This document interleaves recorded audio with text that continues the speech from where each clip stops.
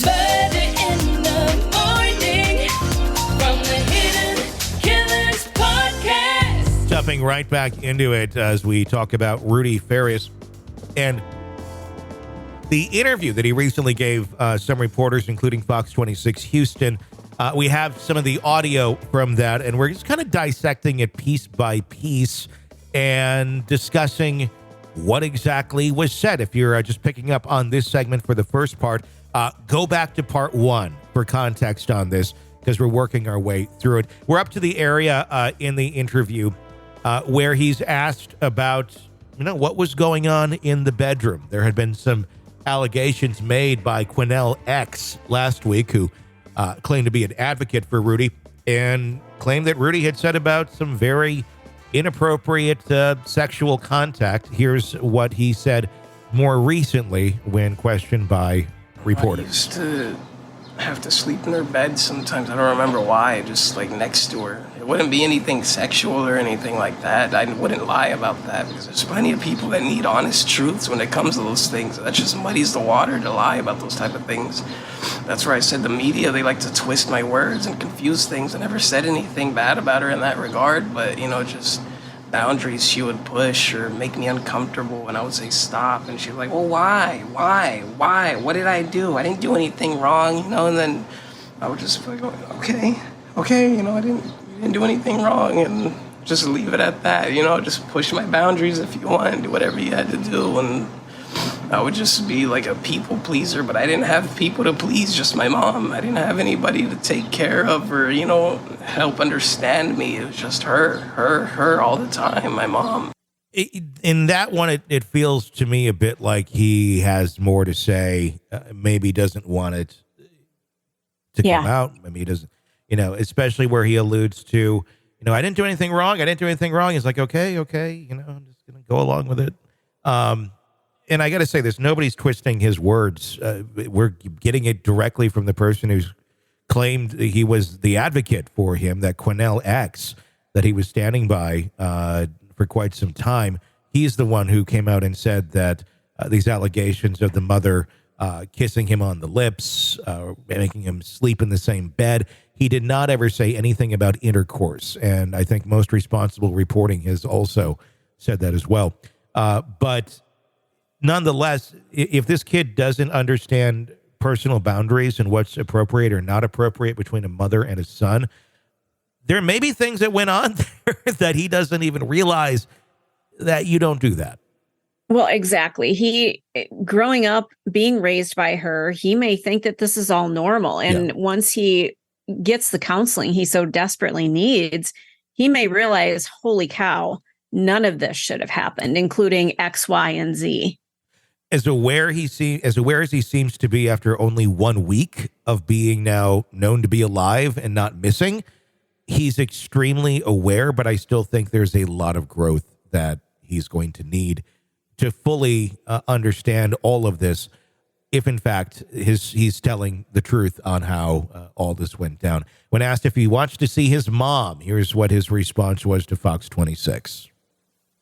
No, not really. I don't want any contact with her at all. I just want to live my life away from her. She can do whatever she wants. I don't care. I just want to live my life. I want to have a family, a job, a car, just a house. I just want to live my life. Be happy. I just want to be happy. I don't want to keep going back to those negative thoughts she always has on me. I'm so tired of them. I'm so tired of those thoughts. Just constant negativity around that house, and I hate it. Seems like every time she comes around me, it just fuels negativity into me, like she's just downloading it into my brain over and over, and I don't like it. And that would be, I think, read as mental abuse.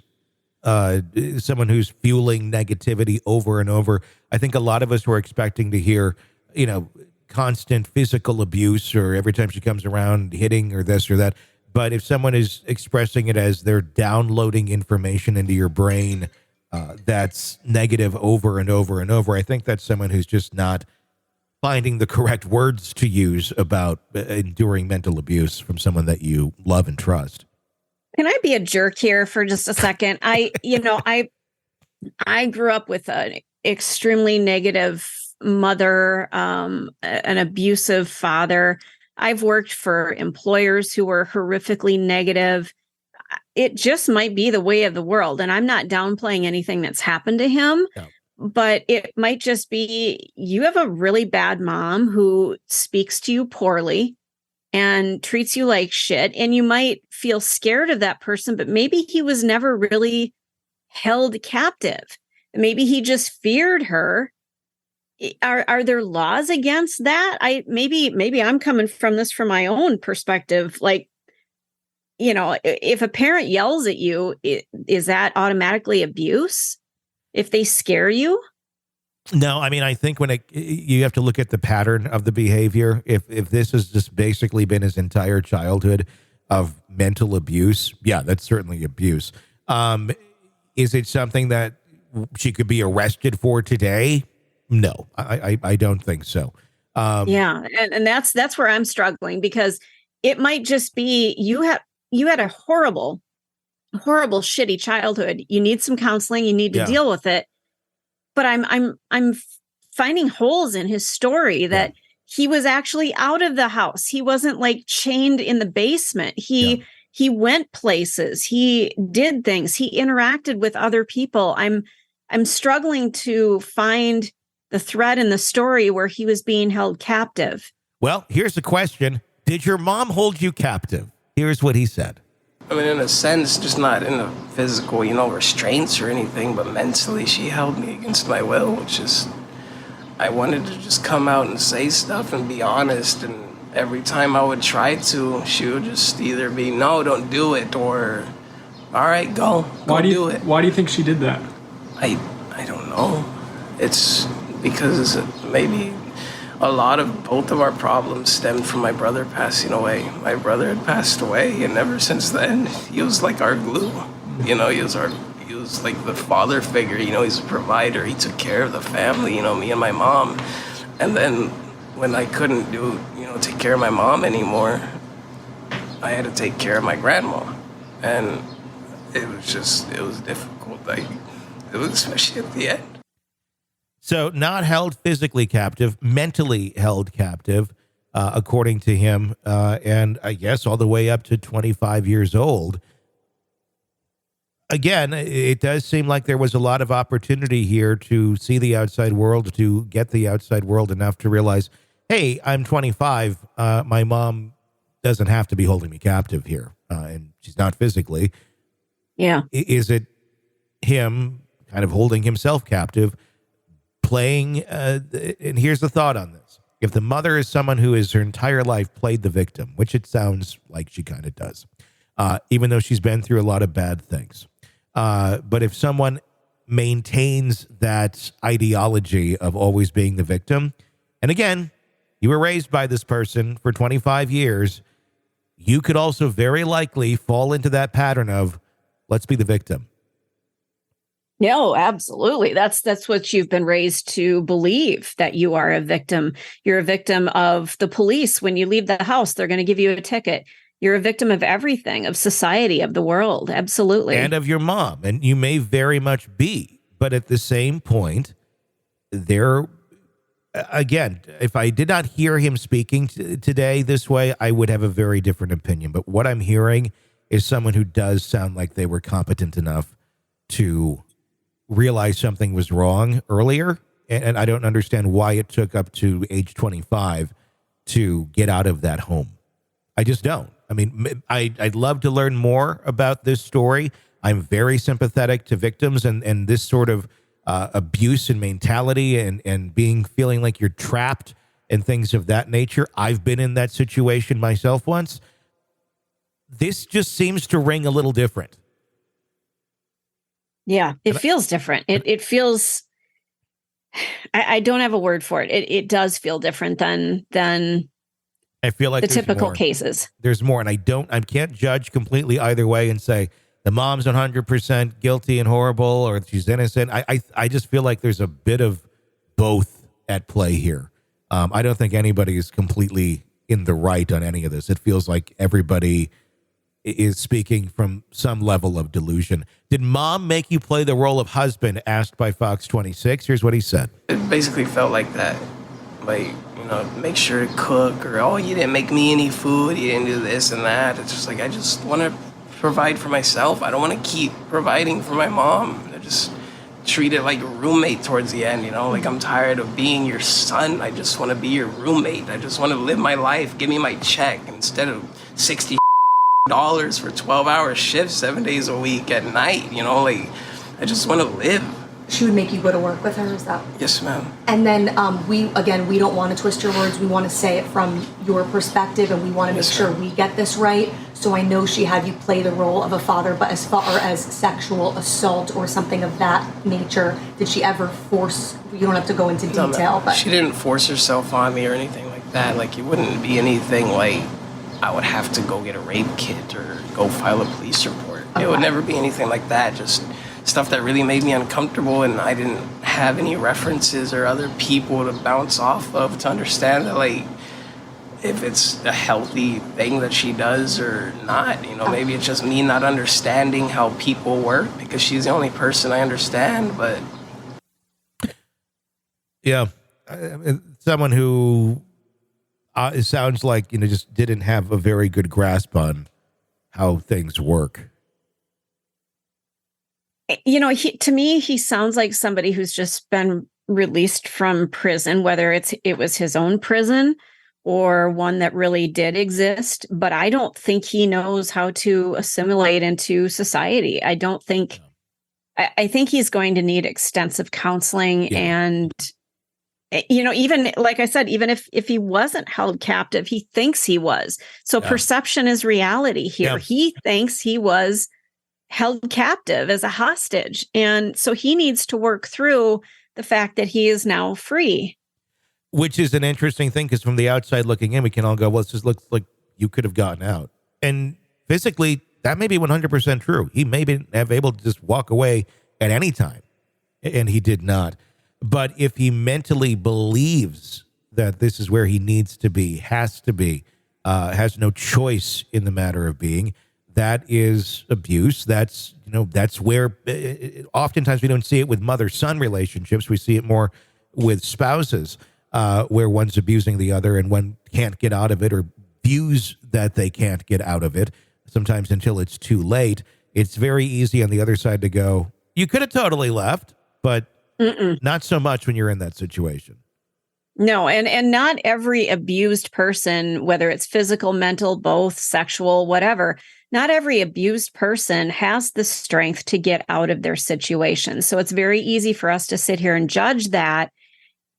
We don't know what each individual's strength is. Some people are like, F this, I'm getting out of here. I don't need to put up with this shit. And then others put up with it for their entire lives until they're 82 years old and their spouse dies and they go, okay. I guess Look what I endured. Yeah, I didn't have to live like that. And sometimes you don't realize it until you're out of it. I just got to say it's hard to read this accurately yet. What do you say to someone who thinks you're in on it with your mom? Here's his response. It's very much a real thing, and it's a struggle when you're the only one that understands it. It's even worse when everybody wants to assume the worst rather than understand and communicate genuinely and honestly, because there's just too much confusion in this world. How are you feeling now? Is there relief? Yeah, very much. A lot of relief. It just feels like I'm just at peace now. It just feels happy, And how have police been handling this, do you think? What have they been saying to you, and what's it been like? I mean, they're trying the best that they can and giving me space that they can, but it's a struggle still, I'm just slowly trying to take it one day at a time, it's just a lot it overwhelms me very much. Yeah. He seems to kind of come in and out of, I would say almost personalities. It's sometimes very much the Rudy who has been abused, and then there's another side of Rudy that seems to be clinging to the outside world or what he knows of it, and his thoughts and views on that. And that becomes evident here when they asked him, is there anything else the police should know about? with what happened to you. And this was his last response. Given everything that you've been through and with your mom, I mean, do you think there's something that police should know about? Just that there's a lot of corruption. And it's literally through the colors. Like I said, I'm not saying, oh, there's corrupt cops and this and that. Literally, it's a corruption of the mind. It's through nanobots and it's through the flu vaccines and everything. That's why people have that first memory of waking up and being alive whenever they're a kid, you know? It's like I said, literally corruption, like the colors. I'm not talking about the skin tones. I literally mean actual colors. Whenever you look at them, they influence the direction you go. And online, the media, like the computers and the people we talk to, it's all connected in a sense. That's why it just confuses us. Whenever we look at white things, we get distracted and stuff. And we look at the reds and we remind us that it's love, but they kind of influence us to assume, you know, like through bad stuff online, they're like, oh, red's bad, you know, it's evil, it's a devil. It's like, it's not all that. I don't quite get where he keeps going with the colors. I don't either. And to me, that's screaming to me about some mental illness. Are you smelling color? Or what's going on here? Something is very strange. Is he talking about political stuff? Because red is taken on a political meaning. What the flu vaccine? It's very conspiratorial. I'm going to take a guess on this that maybe mom was very much like this, and this is something that he's been taught through mom as to why society is so bad and manipulating as to why you just need to stay here with me because they manipulate you everywhere with the colors. It sounds like the rantings of a very paranoid person.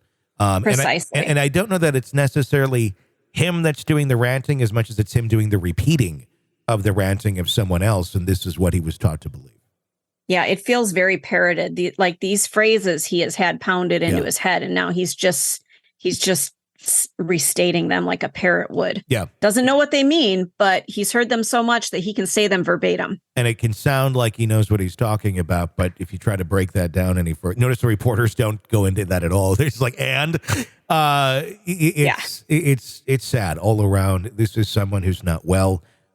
Very, very, very likely suffered some very serious mental abuse, very likely at the hands of the mom, as the allegations are true.